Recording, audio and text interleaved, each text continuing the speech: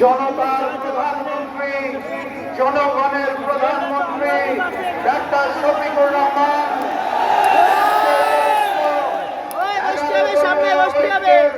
সর্বস্তরের নেতৃবৃন্দ, আমার সামনে উপস্থিত মিডিয়ার ভাইয়েরা এবং প্রাণপ্রিয় খুলনাবাসী, আসসালামু আলাইকুম। আপনারা ভালো আছেন তো নাকি? নির্বাচনের আগে এই মাঠে এসেছিলাম, বক্তব্য রেখেছিলাম, আপনাদের সাথে কথা বলেছিলাম, আপনাদের আহ্বান জানিয়েছিলাম খুলনা বিভাগের 11 দলের প্রতীকে সিল দিতে হবে, জয়যুক্ত করতে হবে। মনে আছে? আপনারা কথা রেখেছেন। আপনারা এই খুলনা বিভাগের 11 দলের প্রতীক দাঁড়িপাল্লা প্রতীকে সিল মেরে সংসদে কথা বলার জন্য অসংখ্য প্রতিনিধি পাঠিয়েছেন আপনাদের।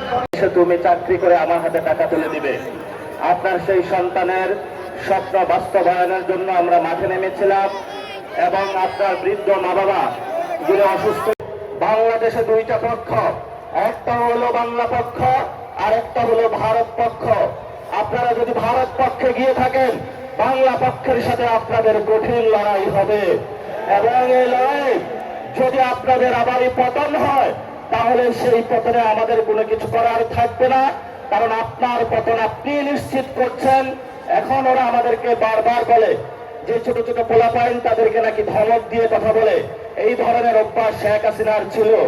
আপনারা দেখেছেন পার্লামেন্টে দেশের অন্যতম প্রতিষ্ঠা আলেম আল্লামা মামুনুল হককে নিয়ে যেই ধরনের আওয়ামী লীগ কুরুচিপূর্ণ মন্তব্য করেছিল, তেমনি ভাবে বিএনপি সরকার আওয়ামী লীগের পথ করে একই কুরুচিপূর্ণ মন্তব্যে তারা আশ্রয় নিয়েছে এবং সাথে সাথে তারা যে বিষয়টা জঘন্য কর্মকাণ্ড তারা করলো, তারা দেখলো বাংলাদেশে যতদিন আলেম ওলামা থাকবে, বাংলাদেশে যতদিন ইসলামের পক্ষের লোক থাকবে, বাংলাদেশে যতদিন নীতি নৈতিকতার লোক থাকবে, ততদিন তাদের চাঁদাবাজি, সন্ত্রাস, দুর্নীতি, ভারত নীতির তারা বিরোধিতা করতে পারে।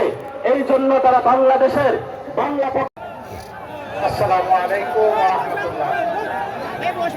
والصلاة والسلام على رسوله الكريم وعلى آله وصحبه وأهل بيته أجمعين। গণভোটের জনরায় বাস্তবায়ন এবং দ্রব্যমূল্যের লাগামহীন ঊর্ধ্বগতি পাকিস্তান হিসাবে পাকিস্তানি শাসকেরা জাতির সাথে দেওয়া ওয়াদা রক্ষা করেননি, যার কারণে একটি যুদ্ধ অনিবার্য হয়ে উঠেছিল। রক্তক্ষয়ী মুক্তিযুদ্ধের মধ্য দিয়ে হাজার জীবনের বিনিময়ে বাংলাদেশ আবার দ্বিতীয়বার স্বাধীন হল।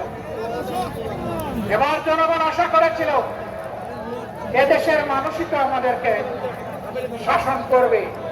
আমরা আশা করি এ মানুষগুলো আমাদের উপর অবিচার চাপিয়ে দিবে না, বৈষম্য করবে না, রাষ্ট্রের দেশে হত্যার রাজনীতি চালু করবে না, আমাদের গণতান্ত্রিক অধিকার হরণ করবে না।